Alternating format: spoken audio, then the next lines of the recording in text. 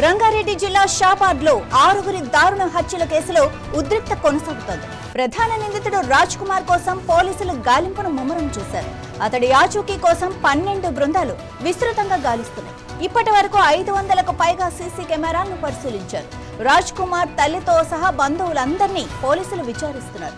Raj Kumar Thimmapur railway స్టేషన్లో రైలు ఎక్కి కర్ణాటక లేదా ఇతర రాష్ట్రాలకు పారిపోయి ఉంటాడని అనుమానిస్తున్నారు.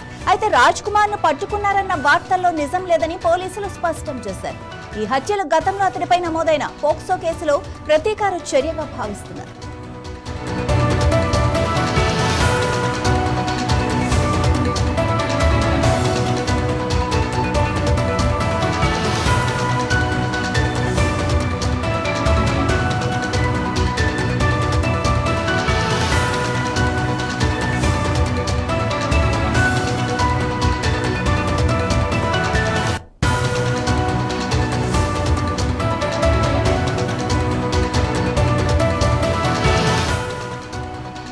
షాబాద్ మండలంలో రాజ్ కుమార్ ఇటీవల 6గురిని హత్య చేసిన వార్త తెలుగు రాష్ట్రాల్లో సంచలనంగా మారింది. మృతుల్లో అతడిపై పోక్సో కేసు పెట్టిన 17 ఏళ్ల బాలిక, ఆమె తల్లి, ఆమె నానమ్మ, అలాగే రాజ్ కుమార్ భార్య సరిత, అతని 2 కుమారులు, 4 ఏళ్ల అబ్బాయి, ఇంకా 1.5 ఏళ్ల వయసున్న 2 కుమారులు కూడా ఉన్నారు.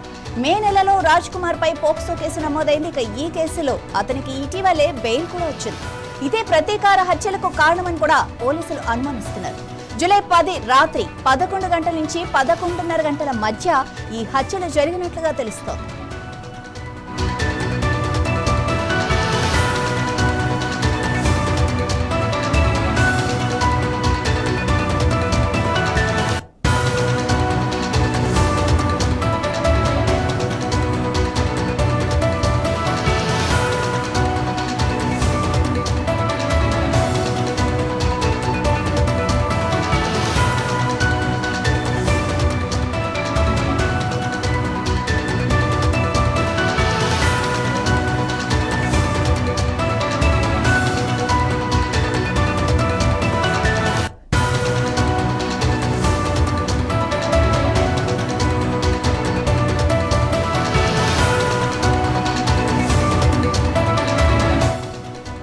హత్యలు చేసిన తర్వాత రాజ్ కుమార్ తన తండ్రికి ఫోన్ చేసి నేరాన్ని ఒప్పుకున్నాడు.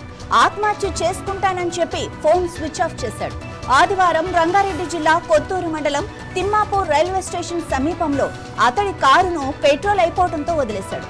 తిమ్మాపూర్ రైల్వే స్టేషన్లోని సీసీ కెమెరా ఫుటేజీలో రాజ్ కుమార్ రైలు పట్టాలపై నిలబడి ఉన్నట్లు, అయితే రైలు వస్తున్నప్పుడు పక్కకు తప్పుకున్నట్లు కనిపించింది. ఇది ఆత్మహత్యాయత్నం నుంచి అతను వెనక్కి తగ్గినట్లు సూచిస్తోంది.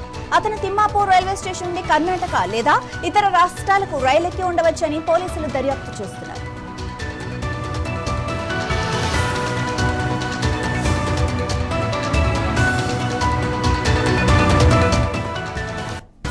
ఇదే విషయానికి సంబంధించి మరింత సమాచారం మా ప్రతినిధి రమేష్ అందిస్తారు. రమేష్, మీ దగ్గర ఉన్న అప్డేట్స్ ఏంటి? షాబాద్ 6 హత్యలు చేసినటువంటి రాజ్ కుమార్ ప్రస్తుతం పరారీలో ఉన్నారు. మరి అతన్ని పట్టుకునేందుకు 10 బృందాలు కూడా ప్రయత్నిస్తున్నాయి. 10 బృందాలు ప్రత్యేకంగా ఏర్పాటు చేశామని కూడా పోలీసులు చెప్పారు. అదే సమయంలో అతన్ని పట్టుకునేందుకు దాదాపు 500 సీసీ కెమెరాల ఫుటేజ్లను కూడా పోలీసులు పరిశీలించడం జరిగింది.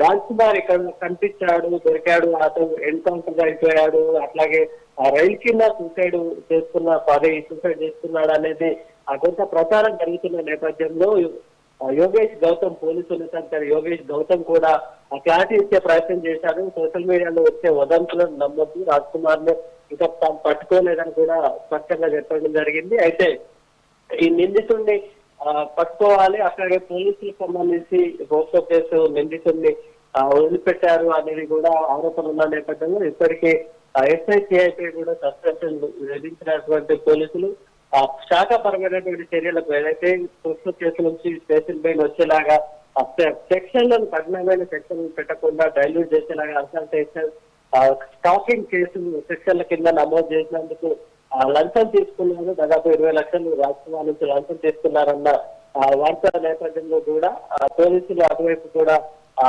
దర్యాప్తు చేస్తున్నారు. ఇంకా ముఖ్యంగా రాజ్ కుమార్ సంబంధించి ఇందులో ఈ పోక్సో కేసు మైనర్ బాలికకు సంబంధించి బాలికతో పాటు తల్లి నాయనమ్మను కూడా హత్య చేశారు.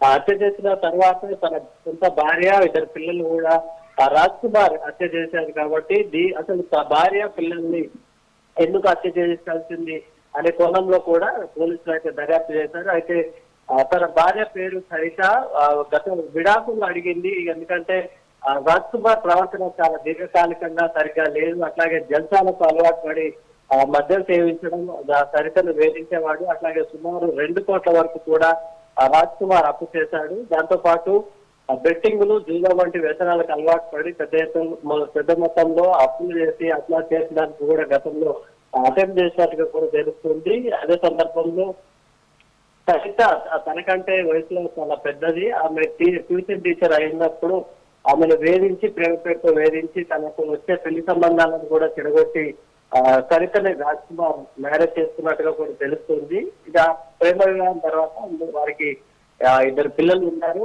ప్రస్తుతం మైనర్ బాలికకు సంబంధించి కూడా వేధింపులు కొనసాగిస్తుండడము, అట్లాగే ఆస్తికి సంబంధించి ఆస్తులు కానీ అప్పులు కానీ చేయడం వల్ల తల్లిదండ్రులు కూడా స్థలాన్ని అమ్మి ఆత్మహత్య చేసుకోవాలని బెదిరించిన నేపథ్యంలో కొంత స్థలాన్ని అమ్మి అప్పులు కూడా కట్టినటువంటి పరిస్థితి ఉంది. అయినా కూడా రాజ్ కుమార్ ప్రవర్తనలో మార్పు రాకపోవడంతో సరిత విడాకులు అడిగింది. ఆ విడాకులు అడిగినందుకే ఆమెను కూడా హత్య చేసినట్టుగా కూడా తెలుస్తుంది. అయితే ఆ రాజ్ కుమార్ పోలీసులకు దొరికితే మాత్రం ఇంకా ఈ కేసుకు సంబంధించి స్పష్టమైనటువంటి విషయం తెలిసేటువంటి అవకాశం ఉంది. అయితే రైలు ఎక్కి ప్రస్తుతం తెలంగాణ నుంచి రాజ్ కుమార్ వేరే రాష్ట్రాలకు ఏమైనా వెళ్ళిపోయాడా అనే కోణంలో కూడా చెప్తున్నటువంటి పరిస్థితి ఉంది.